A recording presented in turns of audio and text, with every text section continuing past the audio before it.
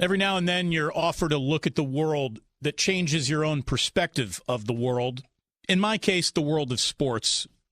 Many years ago, 4 or 5 years ago, I was offered the opportunity to take in Mavericks for the first time, knowing nothing about surfing, knowing very little about Mavericks other than the waves are big and dangerous. As I watched that competition, won by a gentleman named Twiggy Baker, a guy who also was in the competition that day, is named Chris Bertish. Chris Bertish became one of the cool guys that I just started talking to when it was all said and done. It's amazing that he walks around with zero arrogance. He walks around not ever coming off as one of the simply best in the world at what he does. He is a big wave surfer. He is known in the world of surfing as a true waterman. He is one of the great lifeguards in the world. He's basically the South African Eddie Akau is really what he is. And the question might now be, would Chris go? And the answer to that question is, oh, yeah. How far would he go? He'd go across the ocean on a stand-up paddleboard. That is a long way away from big wave surfing. I am very happy to introduce to you for the first time, or hopefully many times, a guy who I think is one of the most fascinating people in the world, Chris Bertish, joining us here. Chris, great to see you. Wow, Damon, what an amazing intro. If I could carry you around in my pocket and take you out for all my talks to do, I'd make a fortune. Well, I tell you, man, I I think that what you have just accomplished is one of the great feats in human endurance. To just simply explain it, you paddled on a stand-up paddleboard that was obviously rigged for a long journey. It was the Cadillac, the ultimate of stand-up paddleboards, but without any eyes on you. Without an accompanying boat next to you, you paddled across the Atlantic Ocean. How long did it take? Took me exactly 93 days and 5 hours. 93 days and 5 hours. At what point did you think of turning back first? I think that's a great question, and a lot of people ask that question, and I find it quite fascinating because I put so much into that project and pretty much had everything on the line for this project. When people talk about being all in, I don't think a lot of people really understand what that means. You know, I've put the last 5 years into this project, all my own personal finance. I got some really great support from Carrick Wealth, one of my presenting sponsors, but I put everything into this, you know, every single moment of time, 15 to 16 hours a day work for 18 months. I sacrificed my business, almost lost my relationship, my house and everything else. And once I started, there was no ever turning back. There was no quitting. There was no, giving up. This project was changing the lives of millions of people, and that responsibility was on my shoulders. And I knew that it was my duty and responsibility to be able to fulfill it and get to this other side in one piece to make that dramatic positive impact on the world. And no matter what was going to happen, I was never going to give up, never going to give in, and I was going to get to the other side no matter what. You were willing to die for this. For sure, without a shadow of a doubt. There's not a lot of people who leave their house thinking, well, I might not ever return because of the choices that I'm about to make, choices that are incredibly dangerous, almost never made in the course of human history. Tell us why you decided to do this. What is the inspiration? There's got to be something that lit the spark. What was it, Chris? Yeah, Damon, great question. And I believe that in life, when you really believe in something, then you're prepared to put it all on the line. And I think, Mavericks in 2010, I was also up against the wall. I was the underdog and also put it all on the line. But I think the magnitude of this project and what it's managed to achieve is exponentially bigger than, winning the Mavericks event in the biggest ways in the history of the sport. Yes, right. It was a great accomplishment for myself, and it inspired a lot of people. But this project, its magnitude in regarding to its charity aspect is unbelievable. Operation Smile is one of your benefactors. I mean, there are 3 charities that I did it for, which was Operation Smile, which is to pay for operation for kids born with cleft lips and cleft palates. Then the Lunchbox Fund, which is to feed hungry kids in Africa that don't have enough money to be able to go to school. So they actually go to school to get a lunchbox because they haven't even had a lunch or a dinner the night before. And then Signature of Hope, which is to build schools in Africa where there's no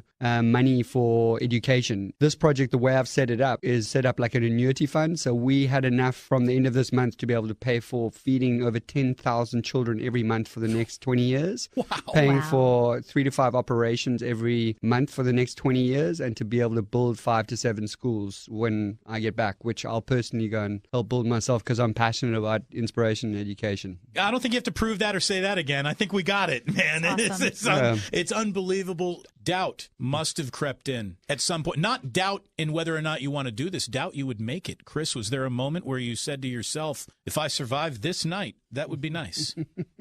You know, or is that every night? Because that's exactly where I was going. It's like, when wasn't there a day or a night when it wasn't like that? You know, it was 93 days, and I would say probably 75 of those 93 days was, I've just got to get through the next hour. I've just got to get through the next day. I've just got to get through the next storm. I've just got to get through the next night. And for 93 days, it was pretty much like that. And I think a lot of people ask, like, how do you get through challenges? How do you overcome obstacles? Just like one stroke at a time, 1 minute at a time, 1 hour at a time, 1 day at a time, one never-ending night at a time. And no matter what, if you can focus on just doing that, you'll eventually get through your obstacle and you'll get to the other side. There's a lot of life lessons in here. We're talking with Chris Bertish, who just did an incredible journey, a true test of human endurance. It's like nothing I've ever seen. The man crossed an ocean on a paddleboard. Give us an idea of what it looked like. I've seen pictures. It basically looks like a glorified jet ski, kind of.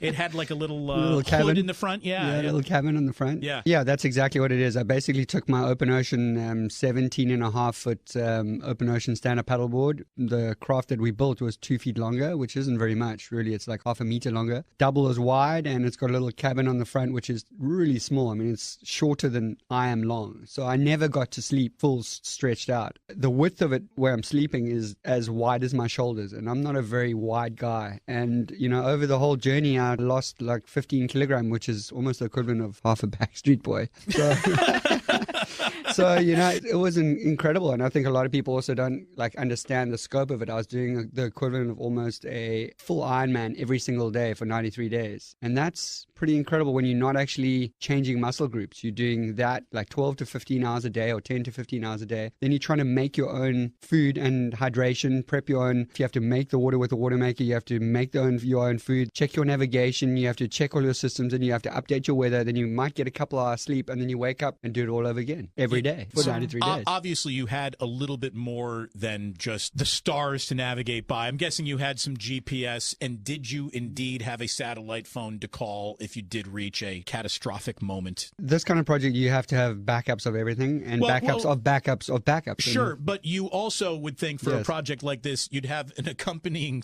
like a boat behind you. Yeah, a boat, a tugboat. To make sure everything's... A tramp steamer, that's what I was trying to say. That is next to you that would serve as your... Like the surfer's boat. Do you need a sandwich, Chris? Do you need some water? How did you have enough water? Did you desalinize your own water on this thing? That's exactly correct. You are a guru and a genius. That's exactly what I did.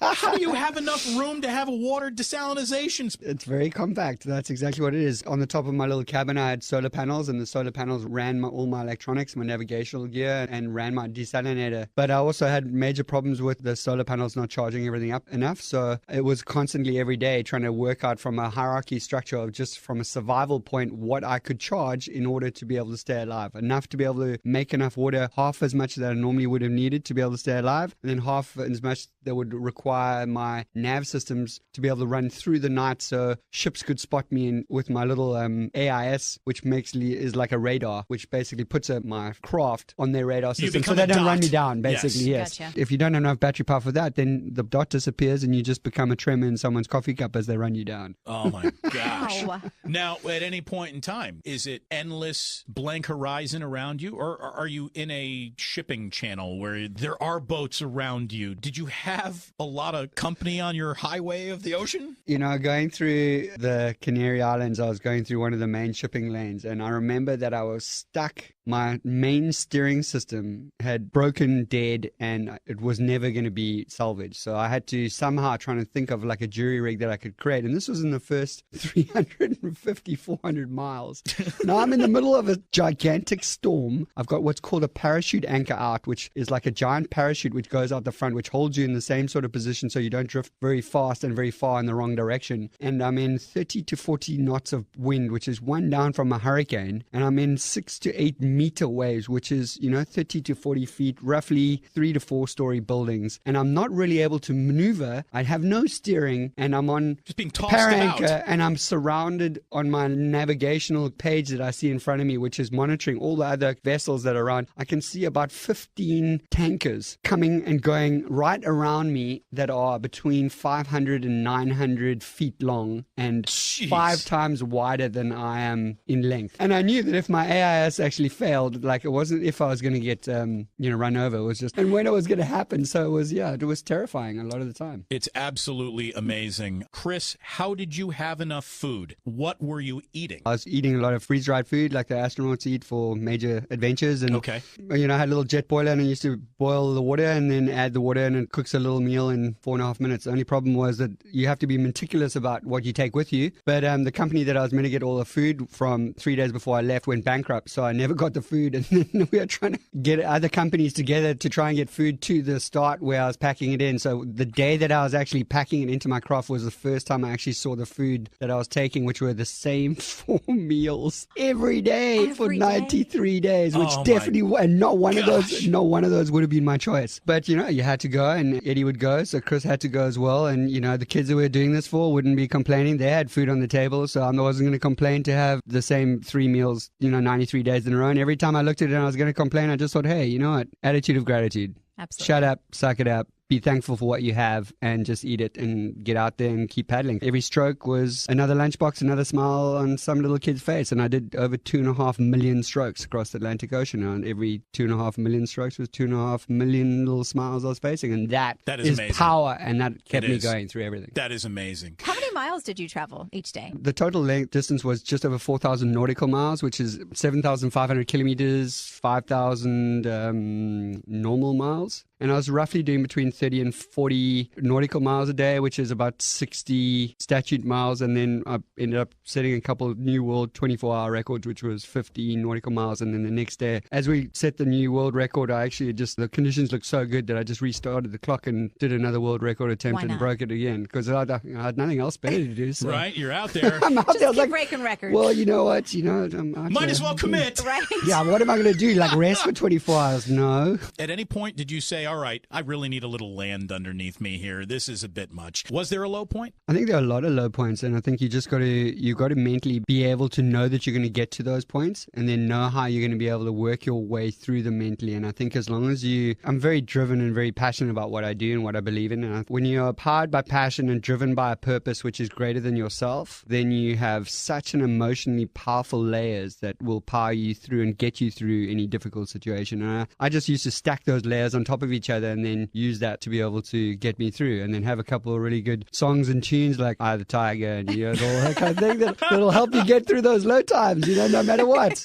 If you want to follow him on Twitter, it's Chris_Bertish. Sea creatures. Yes, sea creatures. The ones you want to see and the ones you don't want to see. Yeah. I saw it all. Every single thing. And then I was writing a captain's log every week, and I made a very bad schoolboy error about 3 weeks before I finished to say, I've seen now everything. And exactly an hour and a half after I posted that captain's log, I saw the biggest great white shark that I've ever seen come at me at speed to try and attack the craft, and it was terrifying. It aggressively tried to hit the side of the craft and attack the rudder, and it just turned away in time, but it slapped the side of the craft and then went right underneath me, literally a foot or two away, and it took me about 35 minutes before I put my deck knife down because I was so terrified. You were ready to go. Wow. I was ready to go, rock and roll. It's survival, and when it is that kind of level, that's my home. You want to come and threaten me in my home, I need to take action. I love the creatures of the sea. I understand them and I respect them. I believe that sharks are just the most misunderstood creatures of the sea because they're actually beautiful,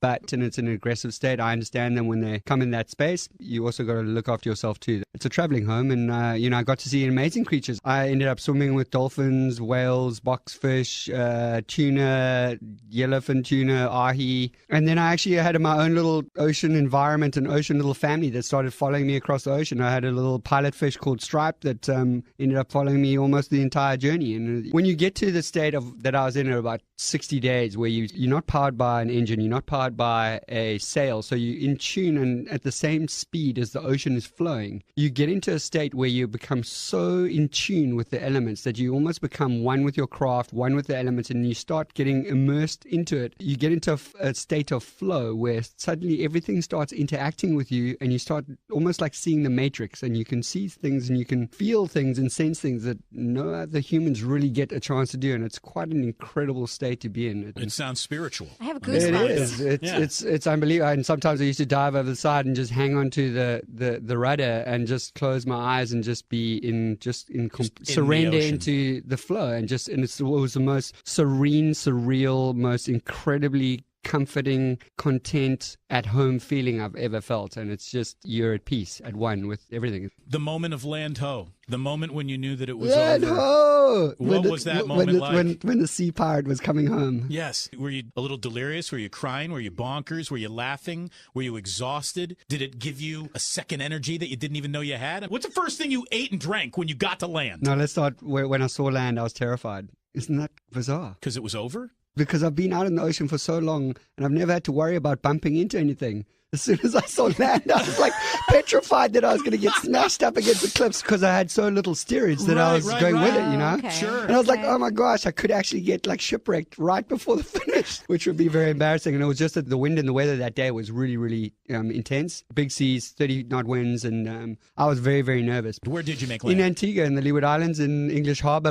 and we finished right in front of the pillar, what's called, this massive cliff face called the Pillars of Hercules. And isn't that a fitting place to finish a 93-day stand-up paddleboard crossing that no one else has ever done, when you got what I felt like millions of little kids on my shoulders, and I felt like when I took those off, I was taking off the Pillars of Hercules off my shoulders, and that was the most enlightening, amazing feeling, just that responsibility and that duty and that massive gorilla weight that I had on my shoulders of just being able to fulfill that. I just felt like completely emotionally drained and elated and content that, you know, we'd changed the lives of millions of little kids and made a positive impact on the world and inspired millions. It's incredible. That's what I'm here for. That's my why. You're a beautiful man. You are. You're a beautiful person, man. You're a beautiful human being. Thank it's an you. honor to know you. I try to hang around you a lot. It rubs off. It's absolutely a fascinating story. I can't wait till the movie. I really mean it. They should cast me as the before picture. We had you down for that, actually. Chris, thank you so much. Damon, Bruce, and the whole team at the game. It's always a privilege and an honor. I'm humbled and grateful to be here.